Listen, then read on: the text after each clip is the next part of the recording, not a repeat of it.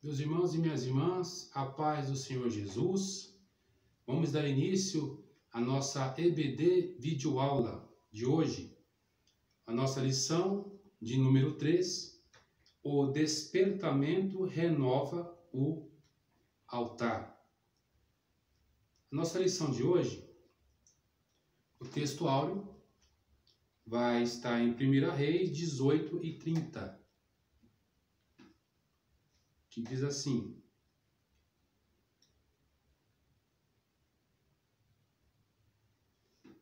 Respondeu então Elias, disse a todo o povo: Chegai-vos a mim.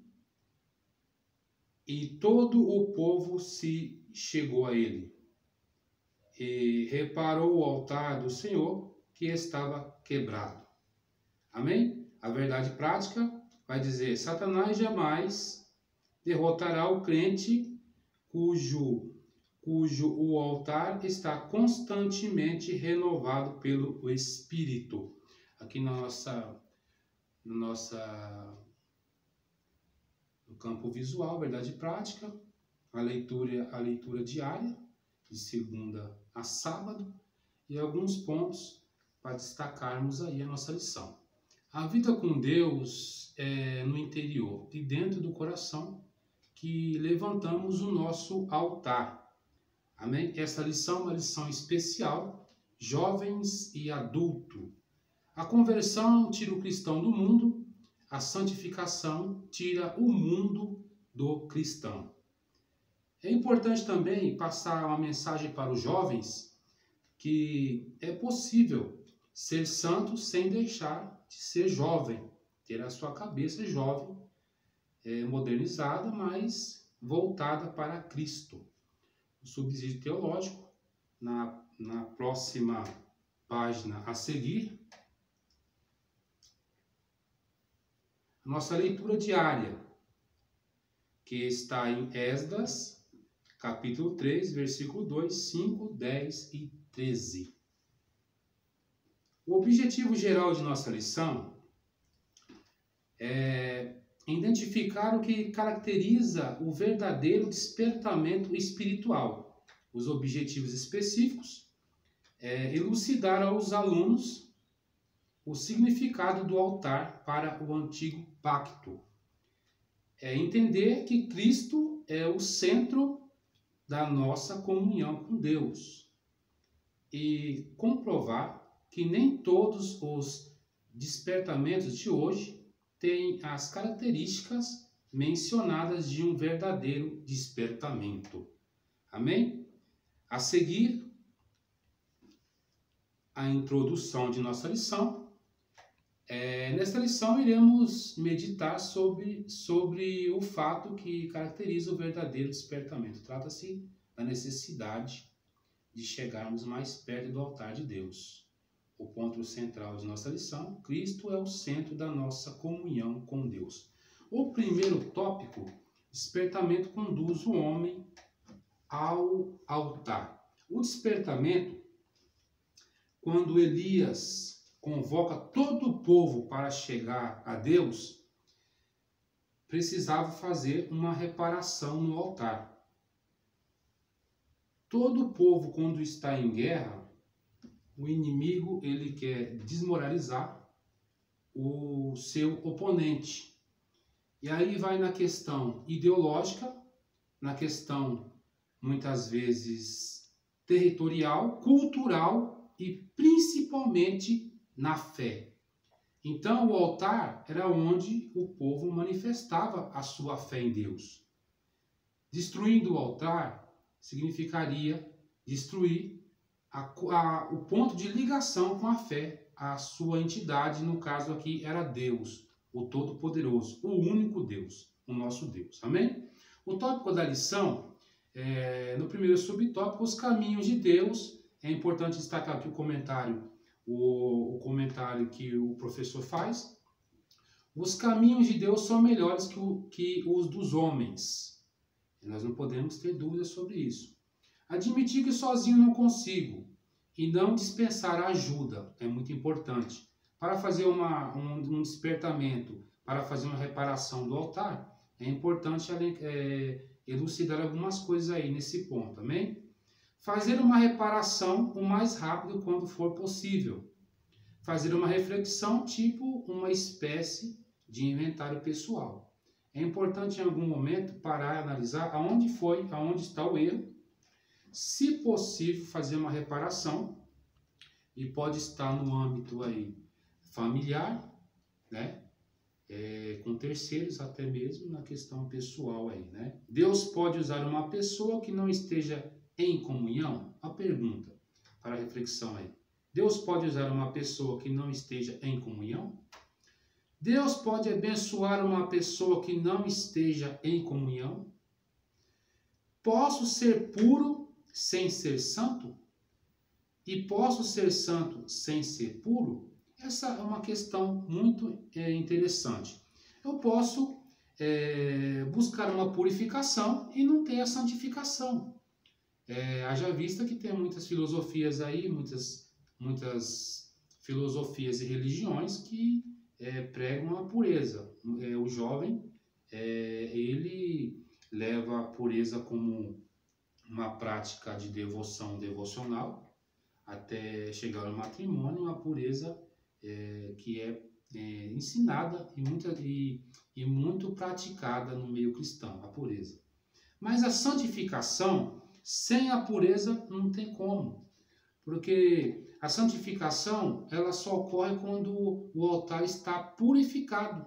O altar imundo não tem como santificá-lo. Amém? Na próxima página,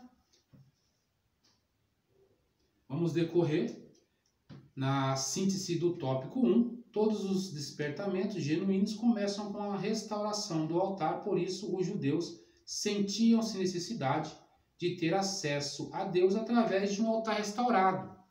O altar restaurado, esse processo, quando Elias convocou o povo para reparar o altar, esse processo ele foi um processo muito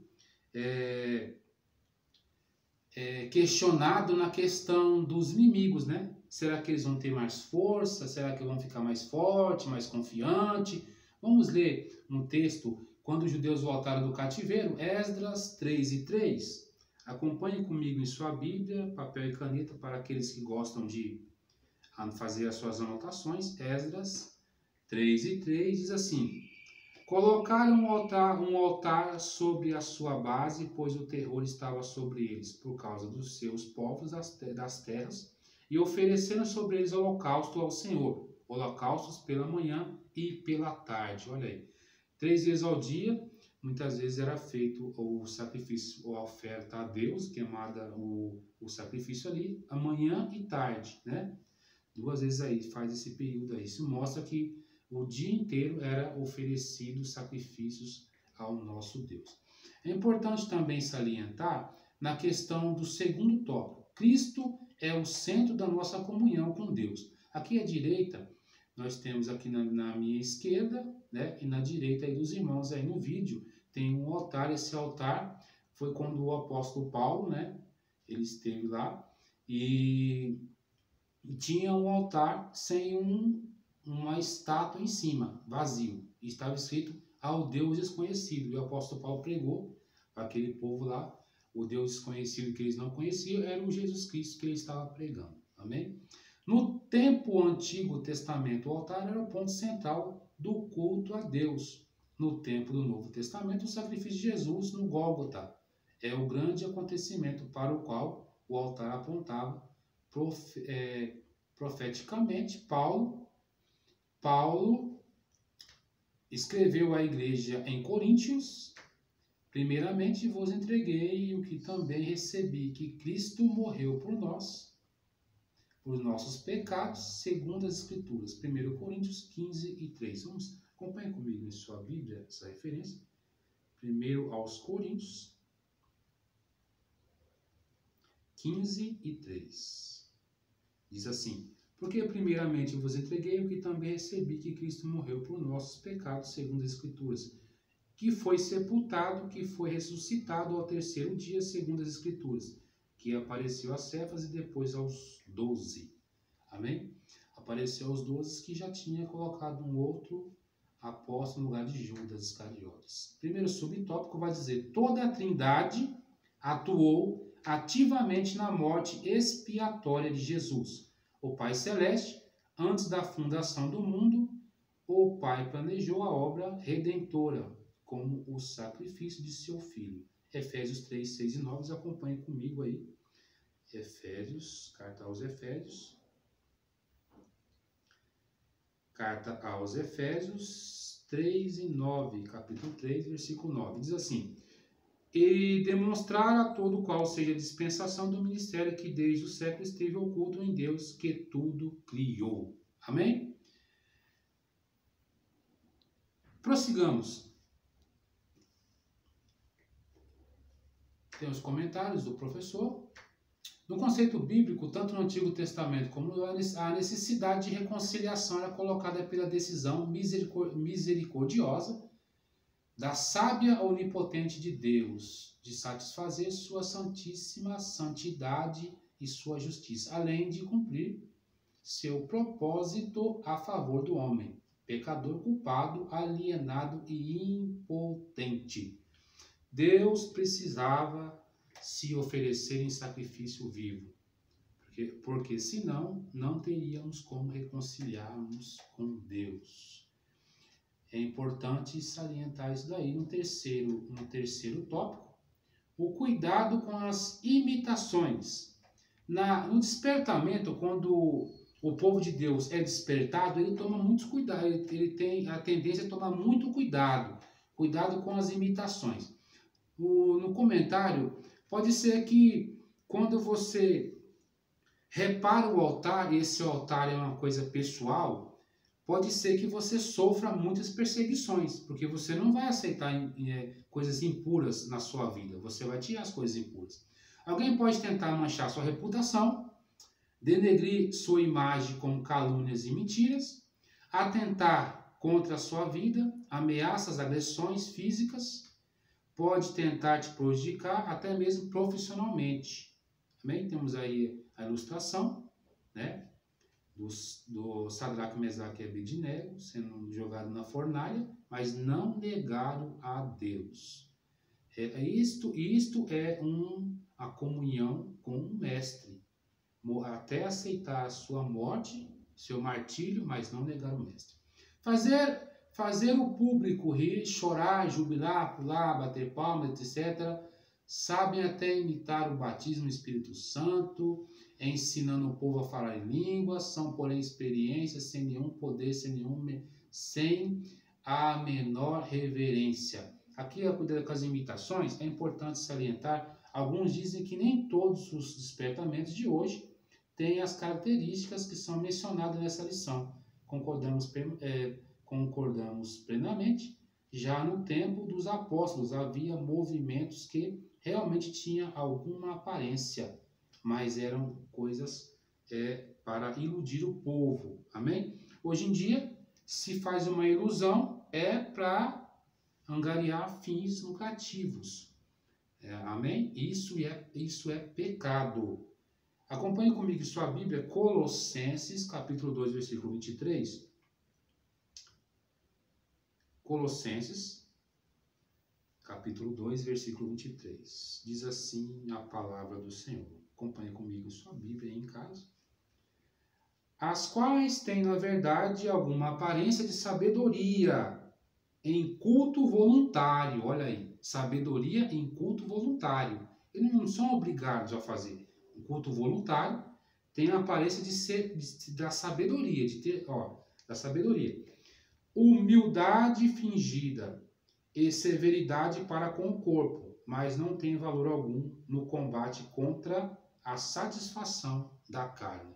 Quando entra na parte da santificação, não tem nenhuma eficácia, porque lembra quando Jesus, os fariseus eram pessoas politicamente corretas, mas quando Jesus colocou eles em xeque, quando perguntou e colocou eles para exercitar a misericórdia.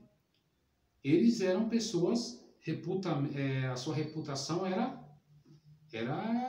top. mas na misericórdia mostraram que não era bem assim. Prossigamos. É importante salientar que a experiência, porém, experimenta os dois lados dela, né? É importante, o Espírito Santo opera no arrependimento, aplicando a obra de Cristo na vida do homem. O convencimento do pecado, da justiça de Cristo e do juízo vindouro. João 16, 8 e 9. Acompanhe comigo sua Bíblia aí, por gentileza. Papel e caneta para aqueles que gostam de anotar. Essa aqui é uma lição especial jovens e adulto da Escola Bíblica Dominical, EBD, videoaula da Igreja Assembleia de Deus Riacho Grande.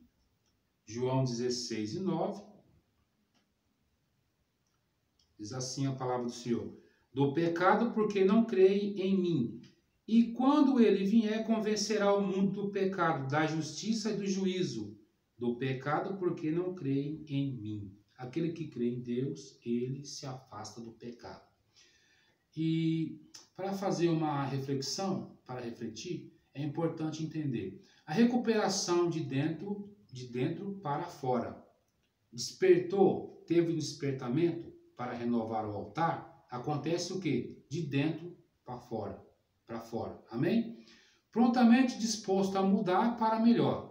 Estabelecer o relacionamento fidedigno com o Senhor Jesus. Amém?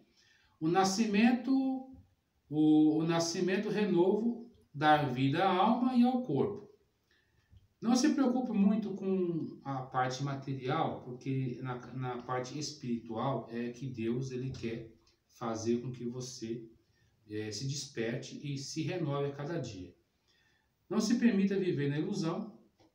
Tudo se cumpre de acordo com a ordem natural das coisas. Nada vai contra a ordem natural que Deus estabeleceu. Prossigamos. E chegamos à conclusão de nossa lição de hoje, nossa EBD videoaula. O homem, ainda que pense que tem o controle, ainda que queira dominar e modificar, nunca poderá dizer que foi o homem quem fez a terra. O homem pode até querer, mas quem fez a terra foi Deus. Amém? Deus continue abençoando esse mundo, ainda que nós não mereçamos, não temos merecimento. Obrigado por tudo, obrigado por essa oportunidade, obrigado por esse dia. Que Deus continue abençoando a cada um de nós, os professores da classe dos adultos, dos jovens, o superintendente da escola dominical, a nossa igreja, o pastor presidente, o pastor dirigente da nossa igreja, nossa congregação local, e que Deus nos conceda mais uma oportunidade, querendo Deus, estaremos de volta, assim se Deus quiser. Fique com Deus e até a próxima. Deus te abençoe. Amém. Louvado seja Deus.